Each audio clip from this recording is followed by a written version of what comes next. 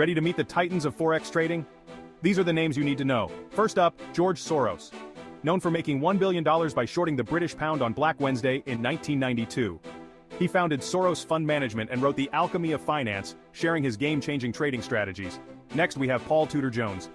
This guy predicted the 1987 stock market crash, dubbed Black Monday, and profited big time. He's the founder of Tudor Investment Corp. And a master of technical analysis. Then there's Stanley Druckenmiller, who teamed up with Soros on Black Wednesday. Consistent strong returns and macroeconomic insights define his trading style. He led Duquesne Capital to greatness. Andrew Krieger is another legend, famous for his aggressive bet against the New Zealand dollar in 1987. His high-risk, high-reward approach at Bankers Trust made waves in the trading world. Lastly, meet Bill Lipschutz, the Sultan of Currencies. He turned a $12,000 inheritance into millions and shined at Salomon Brothers. Now he runs Hathersage Capital Management, still dominating the Forex scene. These traders are the true maestros of the currency markets. Want to trade like the legends? Study their strategies and learn from the best.